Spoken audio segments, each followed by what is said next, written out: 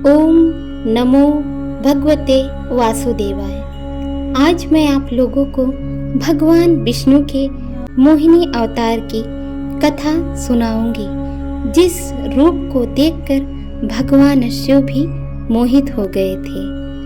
भगवान विष्णु ने मोहिनी अवतार समुद्र मंथन के समय लिया था। जब समुद्र मंथन से निकला हुआ अमृत का कलश दैत्यों ने धन्वंतरी के हाथ से छीन लिया था और दैत्य एक दूसरे से झगड़ा कर रहे थे। इसी बीच एक मनोरम स्त्री उनके बीच में चली आई। सभी उस मनोरम स्त्री के सौंदर्य को देखकर मोहित हो गए। वे सभी आपस का झगड़ा भूल गए।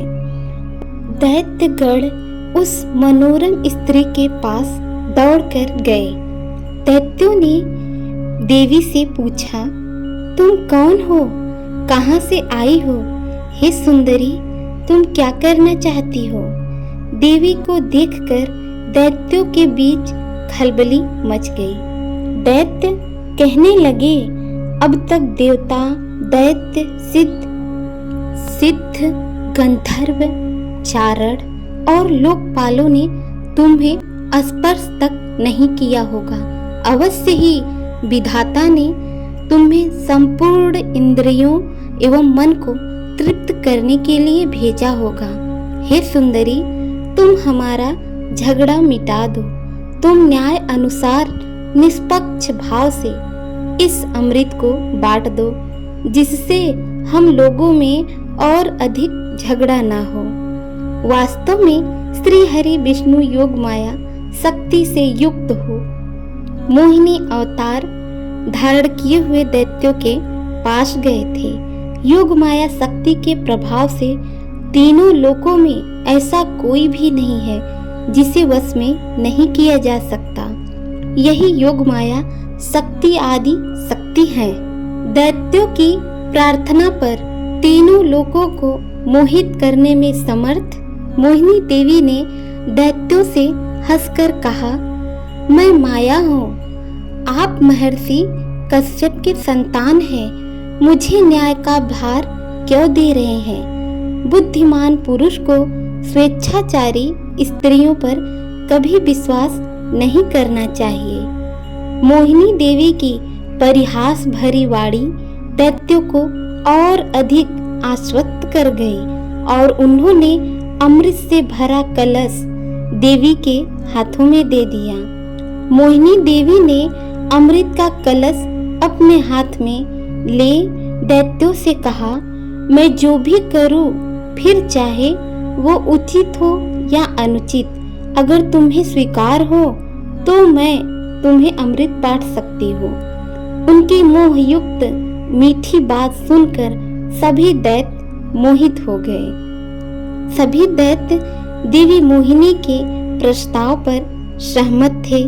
मोहिनी देवी ने अगले दिन अमृत पार करने की सलाह दी। मोहिनी देवी के आदेश अनुसार अगले दिन समस्त दैत्य स्नान कर अमृत पान करने के हेतु पंक्ति में बैठे। देवता भी वहां आकर बैठ गए। दैत्य मोहिनी के रूप में इतने आसक्त थे कि उसने अमृत देवताओं को पिला दिया, लेकिन वे कुछ भी बोल नहीं पाए। जब भगवान शिव को सूचना मिली कि भगवान विष्णु ने देवताओं को मोहिनी रूप धारण कर अमृत पिलाया है और उन्होंने भगवान के मोहिनी रूप की प्रशंसा सुनी, तो वो भगवान विष्णु जी से मिलने के लिए माता पार्वती के साथ चल पड़े। भगवान शिव ने विष्णु जी की स्तुति की और कहने लगे कि मैं आपके मोहिनी रूप के दर्शन करना चाहता हूँ, जिसे देखकर दैत्य अमृत पान करना भूल गए। भगवान विष्णु कहने लगे, जब धन्वंतरी से अमृत कलश दैत्यों ने ले लिया तो मैंने मोहिनी रूप धारण कर लिया, क्योंकि दैत्य अगर अमृत पान करते तो अनर्थ हो जाता, इसलिए मैंने मोहिनी अवतार धारण किया था उन्हें मोहित करने के लिए। भगवान शिव को अपना मोहिनी रूप दिखाने के लिए भगवान विष्णु जी वहां से अंतर्ध्यान हो गए। भगवान शिव तभी देखते हैं वहां एक सुंदर वन में एक मनमोहक कन्या हाथ में गेंद उछालती हुई जा रही है। उस परम सुंदरी को देखकर भगवान शिव, जो कामदेव के शत्रु थे, मोहित हो गए और उसके स्त्री की ओर आकर्षित हो गए और उसकी तरफ दौड़े चले गए।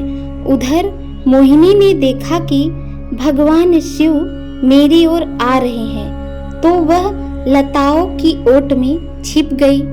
भगवान शिव ने उसे केसों से पकड़ लिया। सुंदरी अपना केस छुड़ाकर वहां से भागी।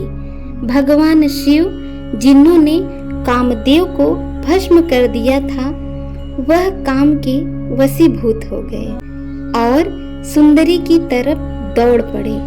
कामातुर होने के कारण शिव जी का वीर्य अस्खलित हो गया। जहां जहां वह गिरा वहां पर सोने चांदी की खाने बन गई। जिस मार्ग से निकले वह पवित्र हो गया।